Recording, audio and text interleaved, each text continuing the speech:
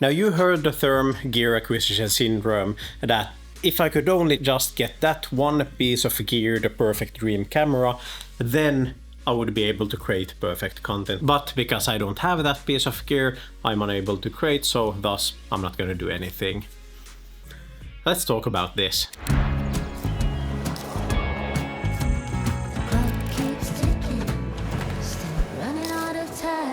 Now you see, YouTube is a terrible platform in a way that here lives on this constant myth, the idea that better gear equals better content, which obviously couldn't be further from the truth. Now, in order to understand where it all comes from, we need to take a step back and look at the big picture, and just bear with me, because after this we're actually going to discuss the main two things that truly matter when you're creating.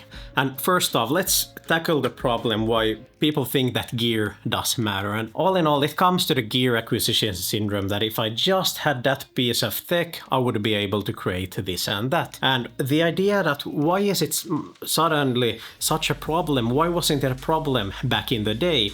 And think about it from this perspective.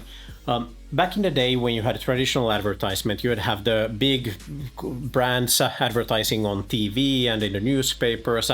What they were doing is that they were big known brands because they were the only ones being able to afford marketing. And when they're running a multi-million marketing campaign, what they're doing is they're going to pick a high-profile person, celebrity, to be the spokesperson of that brand. And at least from a perspective of common sense, you would understand back in the days that me, Andreas, looking like this, living in the countryside of Finland in Vörå, just because I saw a Nike ad with Michael Jordan advertising Air Jordan shoe, it would make sense for me that just buying those shoes won't turn me into a professional basketball player. No matter how much I would like to be one, just buying those shoes, yeah, it wouldn't cut it. Then we get to the problem. Why is YouTube so much different? And the thing is, in 2025, the state of influencers, creators out there, ranging from, how would I say, Peter McKinnon with several million subscribers, all the way to micro-influencers, where I would put myself, because I've also done brand deals and I know at least some of them led to a somewhat amount of sales. There are so many creators out there that we necessarily don't need anymore to target these high-profile celebrities.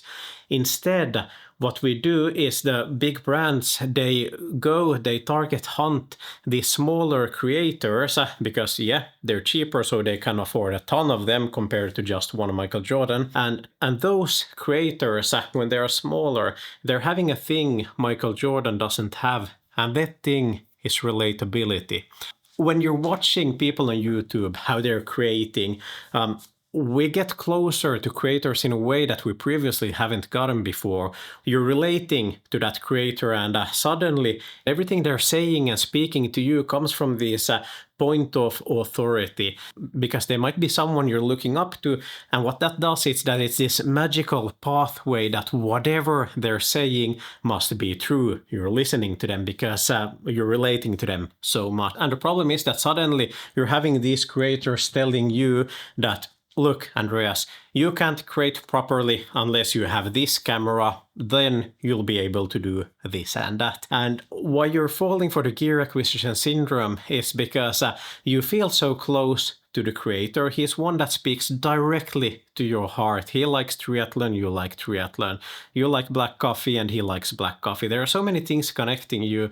So you're not questioning everything they're saying. Instead, you're just falling blind for their advertisement that, okay, perhaps this Pentax K1000, it'll actually solve all of my problems. We have the feeling that we could create the same things that they do, just if we had that piece of gear that they were just praising. Like, makes sense, doesn't it? So what I'm striving for with this idea, this metaphor, is mainly to help you avoid gear acquisition syndrome by understanding the logic behind at least why it exists partially. Now that's the thing. Now instead, what truly matters, if you'll be able to solve out that thing, the gear acquisition syndrome, what truly matters and what you really should focus on after all is getting whatever piece of gear that is that you can currently afford, even if it's just your smartphone. And what you should focus on, the two things. First of all, storytelling. I can't emphasize that enough. Now, I've been talking a lot about the target audience and provide some kind of value, but what it boils down to is creating a story somehow that gets the point across. If it purely was about value, then Wikipedia would be the best content creator because everything is fucking just said there and there's no paid advertisements.